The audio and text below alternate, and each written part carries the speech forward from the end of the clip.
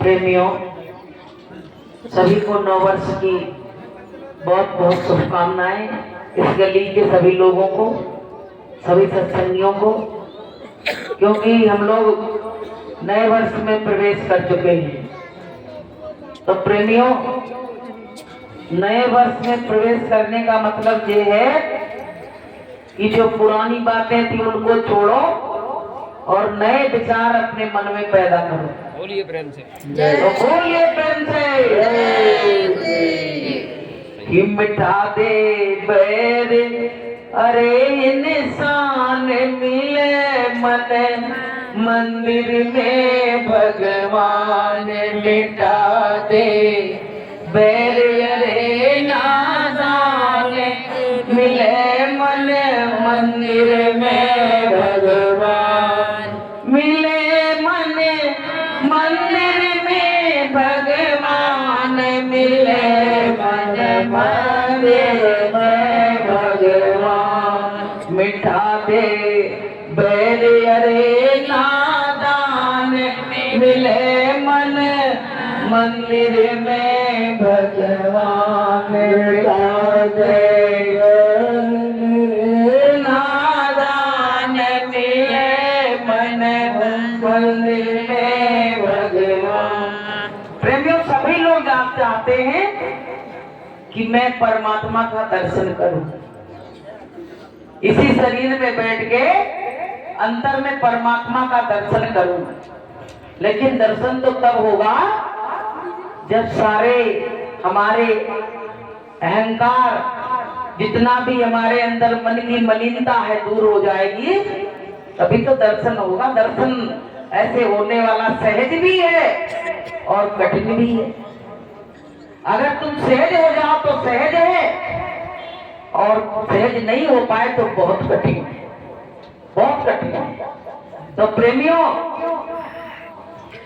कहा है आपकी रामायण में कि जहां सुमति तहां संपत्ति नाना, और जहां कुमति तहां विपत्ति निधाना।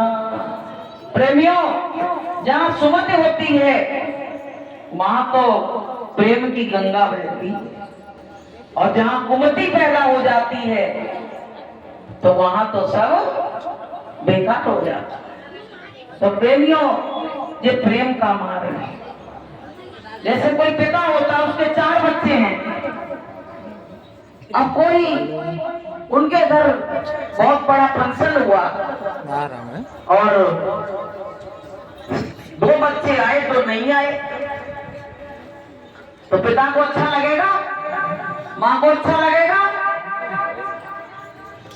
या वो आए उसका सम्मान नहीं किया जाए तो क्या माता पिता को अच्छा लगेगा? तो प्रेम गुरु को कैसे अच्छा लगेगा, ये बताओ। गुरु को अच्छा लगेगा? तो प्रेमियों, हमको वो काम नहीं करना जो मेरे गुरु को अच्छा ना लगे, क्योंकि ये ताज, जो ये कुर्सी, ये कौन ने दी है हमको? ये गुरु महाराज ने तो दी है, नहीं तो हम कभी इसके योग्य बन पाते? गुरु महाराज ने ही इस पे हमको बैठाला है। कि मेरी कोई औकात नहीं थी कि इस कुर्सी पे बैठ के और गुरु महाराज के बगल से संदेश को कोई सुना सकता। ये सब दया उनकी है। तो प्रेमियों, दया मिली है तो उसका लाभ ले। अगर लाभ नहीं लिया तो फिर हमारा सब काम बिगड़ जाएगा। कि मुझे अपना जीवन बनाना न आया, मुझे अपना जीवन बनाना न आया, रूठे प्रभु को मनाना न आया, रूठे प्रभु को मनाना न आया। भटकती रही दुनिया बालों के दरे पर, भटकती रही दुनिया बालों के दरे पर, रूठे प्रभु को मना आया, रूठे प्रभु को मनाना आया। जो काम हमको करना है वो तो हम कर नहीं रहे कि आए थे हरि भजन को और औट न लगे कपट। आए थे परमात्मा का भजन करने के लिए। ये अवसर मिला है, अवसर हमारे हाथ से जाने वाला भी है।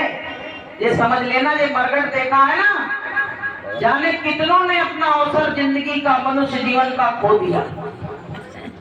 कितना अवसर जिंदगी की मनुष्य तन पाएंगे और चूके अब की बार और जाए पड़े जमघाट में सहे गने गिला।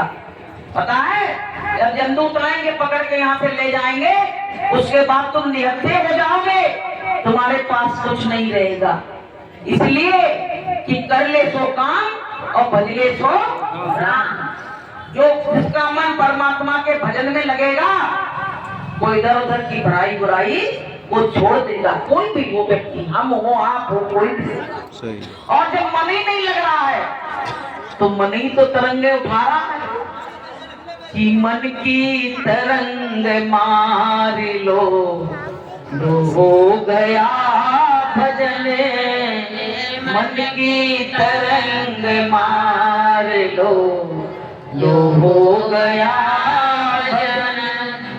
आदत बुरी संभाल लो, हो गया भजन। आदत बुरी संभाल लो, हो गया भजन। मन की तरंग पार लो, हो गया भजन।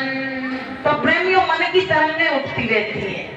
जैसे नदी में लहरें उठती हैं, समुद्र में लहरें उठती हैं, ऐसे हमारे मन में भी तो लहरें उठ रही हैं। उन लहरों को गुरु महाराज कह रहे हैं, उन लहरों को ही तो रोकना है।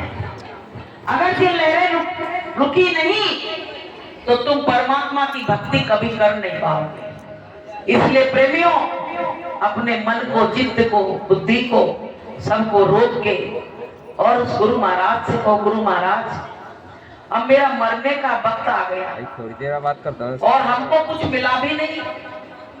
अभी तो मेरे हाथ पल्ले कुछ भी नहीं है। आपकी बैंक में जो जमा हो तो जमा हो, मेरे पास तो दिखावे रूप में कुछ भी नहीं है। भाई है किसी के पास कुछ? नहीं, किसी के पास कुछ नहीं है। तो हमको वहां से मन हटा के इधर लगाना चाहिए कि मेरा बिछड़ा प्रीतम मुझको कैसे मिले, कैसे हमारी भक्ति बढ़े, कैसे हमें परमात्मा के लिए प्रेम बढ़े। गुरु महाराज मेरे ऊपर कुछ ऐसी दया कृपा कर दो कि अपनी भक्ति को बिल्कुल जड़ से मेटना है। तो प्रेमियों मेट दो। तो गुरु महाराज कह रहे, प्रेमियों अगर इस बार तुम साधन भजन नहीं कर पाए तो आगे की कौन गारंटी कि तुमको मनुष्य जीवन मिलेगा और फिर सतगुरु मिलेंगे, फिर तुम साधना करोगे। और मान लो तुम नहीं पहचान पाए तो क्या होगा। तो प्रेमियों, हमको फालतू बातों से मन को हटा के कि झूठी दुनिया से मन को हटा ले, ध्यान प्रभु के चरण में लगा ले, नसीबा तेरा जाग जाएगा, नसीबा तेरा जाग जाएगा। झूठी दुनिया से मन को हटा लो। ये दुनिया पता कितनी झूठी है, इसका कोई हिसाब नहीं। हम कहें एक जानवर भी वफादार हो सकता है। तुम एक कुत्ता को पाल लो, वफादारी करेगा, लेकिन इंसान वफादार नहीं है। ये तुम ध्यान रखना, कोई अपना नहीं है। तुम सोचो ये पार्टी हमारी, वो पार्टी कोई नहीं है किसी का, ये ध्यान रखना। लेकिन पता है एक परमात्मा ही हमारा है। जब यहाँ से हमारा रवानगी होगी, हमारी इस दुनिया से विदाई होगी, तो पता है जो लोग आएंगे वो लोग पता क्या सोचेंगे, भगवान जल्दी निपटा दे, जल्दी मरघट पे जाके इसके कार्यक्रम को निपटा दे, हम तो बहुत ठंड लग रही है। और वो व्यक्ति तो सदा सदा के लिए जा रहा दुनिया छोड़ के, उसकी किसी को चिंता नहीं है, लेकिन अपनी चिंता पड़ी है। तो प्रेमियों, कौन है जगत में किसी का? केवल परमात्मा है। अगर तुमने परमात्मा की भक्ति अच्छे मन से कर ली अभी हमारे हाथ में सब कुछ है प्रेमियों, हम चाहे तो कुछ भी कर सकते हैं, लेकिन जब हाथ से जो मौका निकल जाएगा कि आछे दिन पाछे गए और प्रभु से किया ना है और अब पछताए हो तो क्या। जब चिड़िया चुग गई खेत, जब खेत चिड़िया चुग गई थी तब क्या करोगे। तो प्रेमियों फालतू बातों में मन मत लगाओ। एक धोखा तो मेरे संग कितना बड़ा हुआ, सोचो 2012 में कितना बड़ा धोखा हुआ मेरे संग। उस सदमे को भूल गए, अब दूसरी बातों को तैयार कर रहे हैं। अरे कम से कम उसी सदमे में डूबे रहो तो कम से कम अपने परमात्मा की, अपने गुरु की तो याद आती रहेगी प्रेमियों। अगर कोई और हादसा हो गया तब क्या करोगे। तो प्रेमियों आगे का समय बड़ा खराब है। गुरु महाराज कहते बच्चों समय की कीमत समझो। समय क्या है, जैसे कोई पंछी उड़ गया तो दोबारा तुम्हारे हाथ में नहीं आएगा। ऐसे संतों ने कहा कि समय एक उड़ता पंछी, इसको तुम कभी पकड़ नहीं सकते। देखो कल सुबह हुई, शाम हुई, दोपहर हुई, रात हुई और दूसरा दिन फिर आ गया। नया साल अभी शुरू हुआ था, 10 दिन निकल और 10 दिन निकल गए। ऐसे जिंदगी के दिन निकलते चले जा रहे। गुरु महाराज कहते हैं कि दिन रूपी सफेद हुआ और रात रूपी काला हुआ तुम्हारे जीवन की डोर को कुतर कुतर के खा रहा है। तुम इधर उधर की बातों में पड़े हो, जब आएगा वारंट तुरंत कहेगा। देखिए वो कितना निर्दयी है कि वो रात के 2 बजे भी नहीं देखता है कि 2 बजा है, अभी तो हम कम से कम इस जीव को नहीं मारे, वो 2 बजे भी मार के और ले जाता है। उस साल को दिन और रात भूख लग रही है। उसने कहा है 1 लाख जीवों का आहार काल रोज करता है। बताइए पहले तो वो 1 लाख जीव कौन है। वो 1 लाख जीव हम ही सब लोग तो हैं, और कौन है कि 1 लाख जीव करे आहारा, 1.25 लाख पैदा करता है, 1 लाख रोज खाता है। बताइए पहले कोई पिता अपने बच्चे को खाएगा, बताइए नहीं। तो हमारा पिता नहीं है, वो काल भगवान है। उसी की दे यहाँ पे मृत्यु लोक में उसी का बोलबाला है। जब चाहता है इस बगीचे से किसी के घर से भी फूल तोड़ के ले जाता है। लोग रोते रहते मेरा चला गया, मेरा चला गया, मेरा चला गया। अरे तुम्हारा होता तो जाता कहाँ, समझने की बात है। अगर तुम्हारा होता तो क्यों जाता। तो प्रेमियों पूजा तो उसी की कर रहे हो जो तुमको खा रहा है, जो तुमको दिन और रात दुख दे रहा है, हर योनि में दुख दिए। लेकिन उसकी पूजा तो तुम्हें बुरी लगती है जो तुमको दयाल बन के यहाँ से निकालने के लिए आया है। बताइए जो तुमको यहाँ से निकालने के लिए आया है वो कौन है।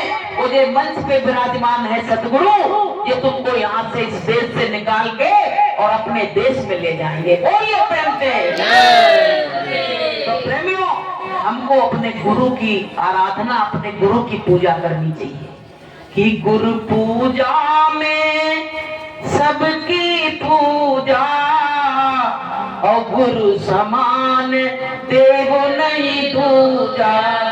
प्रेमियों गुरु के समान कोई देव दूजा नहीं है। लेकिन तुम एक बार बताओ, एक नाव है तो तुम्हारा 2 नाव चल रही है, एक पैर इस नाव पे है और एक पैर इस नाव पे है, तो तुम नदी पार कर पाओगे। तो भवसागर से कैसे पार हो पाओगे कि एक ही साधे सब चले और सब साधे सब जाए। तो प्रेमियों एक को साध लो तो तुम्हारा जीवन बन जाएगा। नहीं तो पता है तुम्हारी उम्र तुमको धोखा देने वाली है।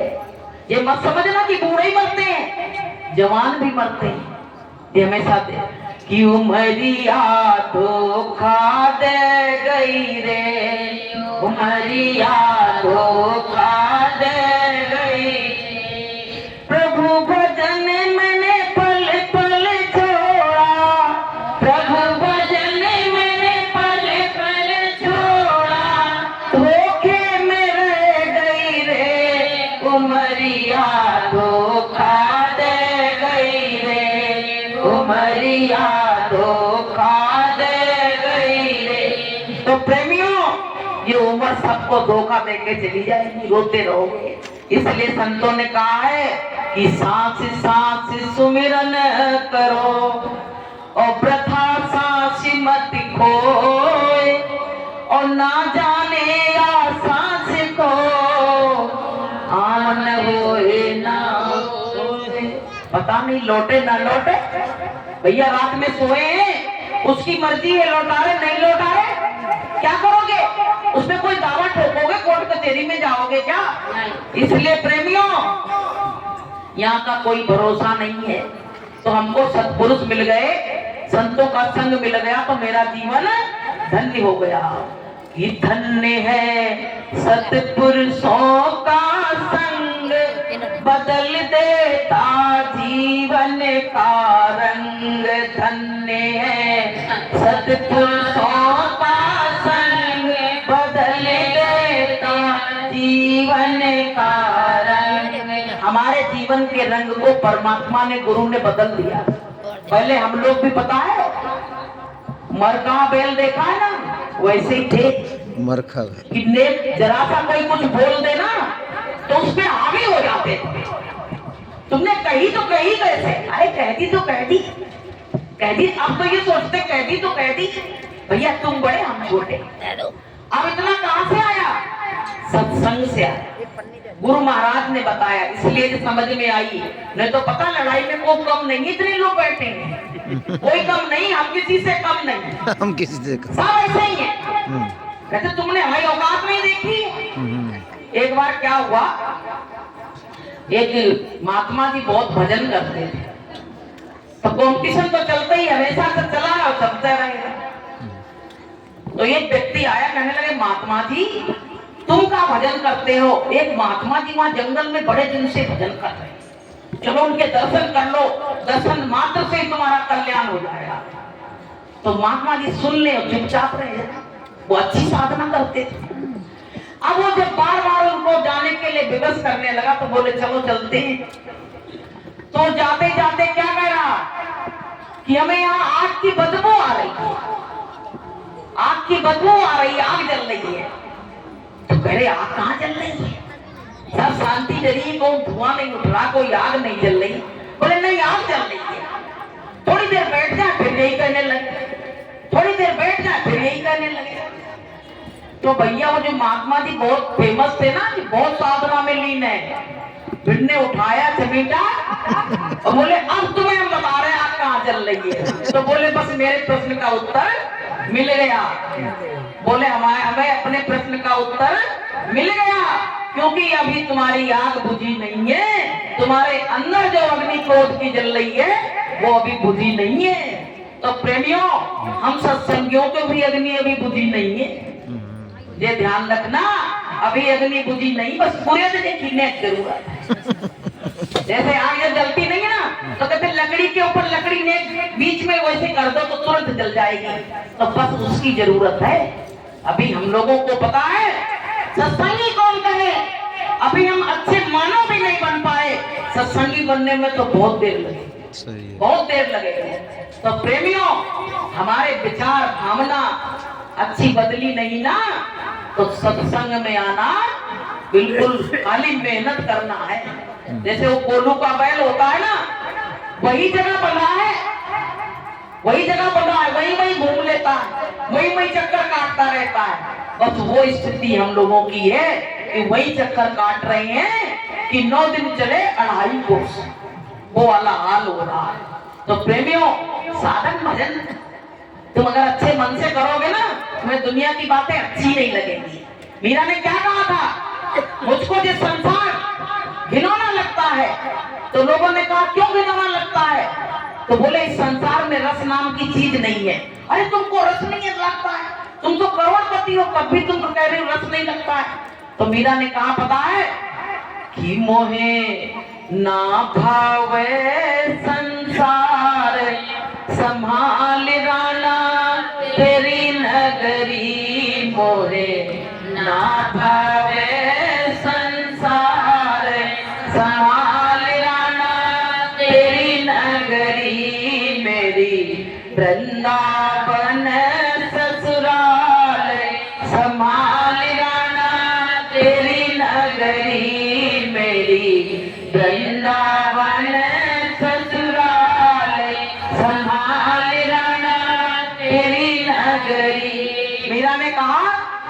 मुझको ये दुनिया बिल्कुल प्याज घिनौनी इतनी गंदी लगती। हमको सबको लगती है दुनिया।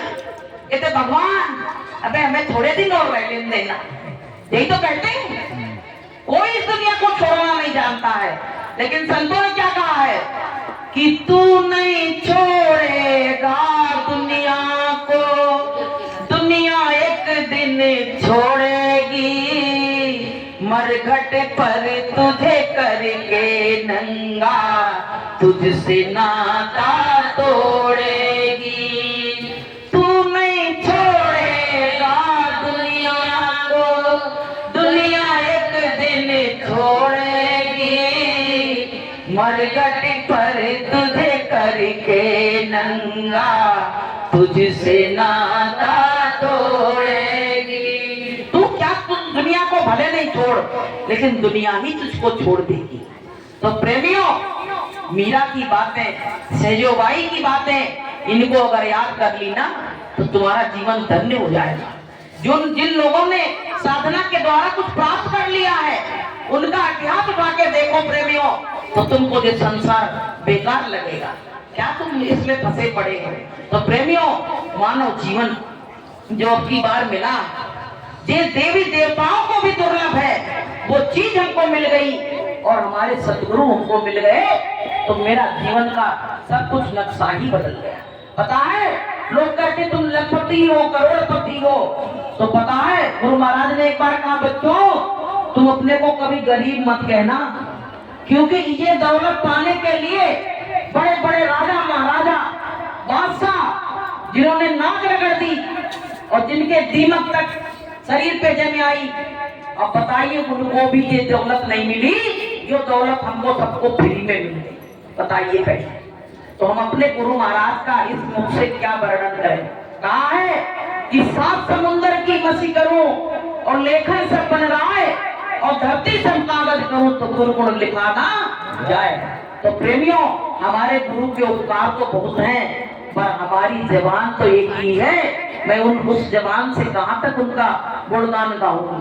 तो प्रेमी भाई बहनों, देखो माता पिता का इस धरती पे बहुत बड़ा बच्चों के ऊपर एहसान है। माता पिता की जो कदर नहीं करेगा वो कभी परमात्मा को प्यारा नहीं होगा। एक बार एक नौकरी ढूंढने गया, तो उसने कहा नौकरी तो है, तो बोले कितनी तनख्वाह दोगे? तो कहने लगा तनख्वाह 1 पैसा नहीं है। बोले कितनी देर की नौकरी है? बोले 24 घंटे की नौकरी है। तो बोले कि उसमें कुछ बोनस वोनस? बोले कोई चीज नहीं मिलेगी। तो बोले कैसी नौकरी भैया, छुट्टी एको नहीं? बोले एको छुट्टी नहीं। तो बोले कौन है वो? बोले पता है वो माँ है। बोले वो पता है दिन और रात नौकरी कर रही है, सुबह से शाम तक नौकरी करती है, और एक काम, बोले काम तुमको सब करने पड़ेंगे। तो माँ जो होती है ना, वो घर के ऐसे कौन से काम है जिनको नहीं करती? सब काम, सब जिम्मेदारी अपने सिर पे। उसको कौन से पैसा मिलते हैं? क्या मिलता है? लेकिन वो किस लिए करती है? वो प्रेम में करती है।